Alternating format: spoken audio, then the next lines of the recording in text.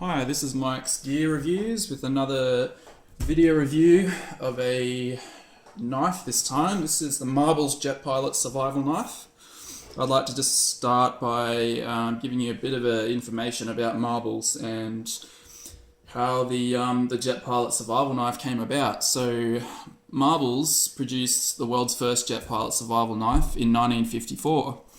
It was field tested by the US Air Force and it became the basis for other pilots' knives all around the world, really.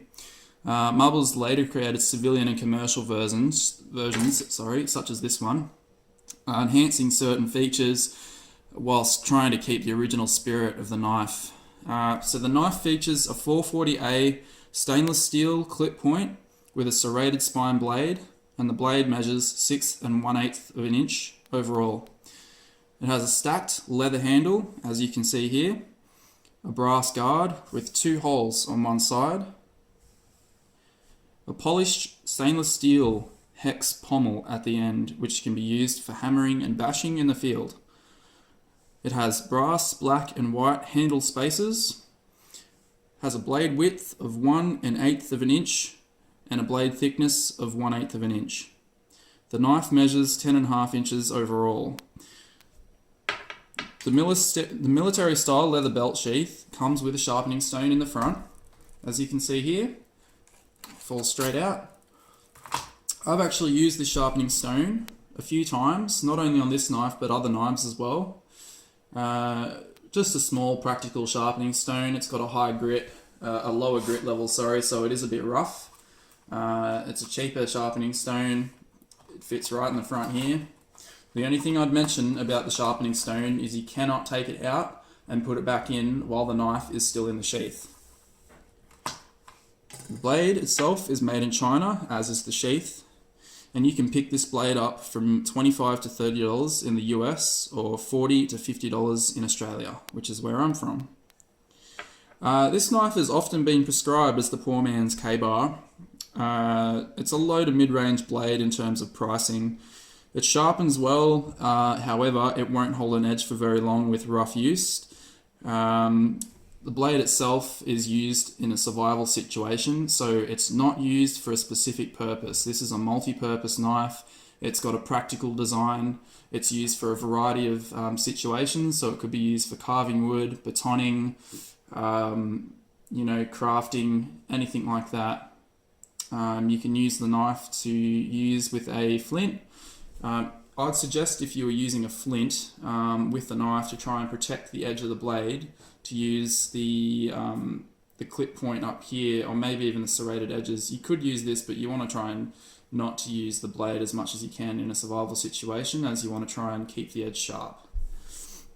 The pros for this knife, definitely the price. It's a cheap knife, it's easy to obtain. Various locations in Australia sell it. I picked mine up for, I think it was around $40 on average, because I actually got this in an auction with other blades. The clip point design, obviously you could use this for other things. You could probably take this out and use it for fishing and gutting animals.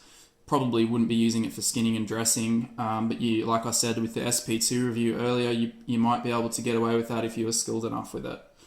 The hex pommel, obviously, you can use that as a hammer or to bash things into the ground.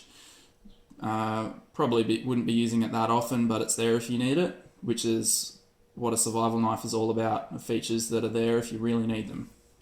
The leather handle, pretty nice, although the only thing I'd mention about the handle in a negative way is the fact that I'm a tall guy with long hands, spindly fingers, and I've got a pretty wide hand, so to me, the grip is almost too small, although I can pretty much get away with it.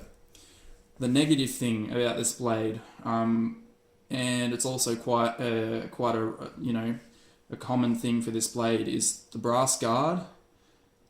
I can feel that it is a little bit loose. It hasn't got an audible rattle, but I can feel it actually wobbling a bit. And if you go onto eBay or any other websites that sell these blades, it will always say, from what I've noticed, that caution, brass guard may be loose.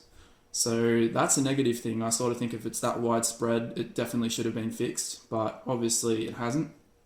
It's obviously an issue. Another thing I might mention is this knife is not full tang.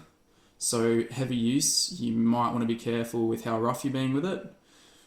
Apart from that, that's really the only negative things I've got to say about this knife. For the price, you're getting what you pay for. I feel that this is a pretty good knife to have in my collection. I'm a fan of Marbles, you know, on the other knives they have. I've got 2 Marbles products, and I'm happy that I've got this one. The last thing I'll say about the sheath itself, it's a leather sheath, front and back. It's riveted and stitched, so it's quite a good quality sheath. It's got a belt loop in the back you can use, although personally I don't use, I've only got my everyday carry on my belt. I wouldn't be putting anything as big as this on my belt. I try to minimize the amount of, you know, things that I'm carrying on my person apart from in my pack. It only has one securing point, and the last thing I'll say about this sheath, which is a negative thing, once it's in the sheath, it does fit quite snugly once the blade is actually in all the way.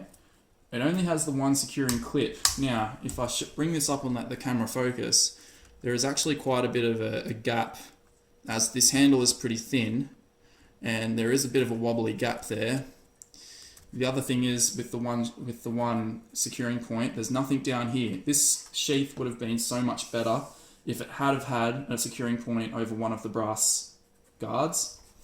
As you can see here, it doesn't take much for this knife to wobble around and get loose. And to me, that's probably not a good thing. So, like I said earlier, the price, I think you get what you pay for with this knife. I'm pretty happy with it. And that's the end of this review. I hope you found this helpful, and like and subscribe if you did find it helpful. Thanks.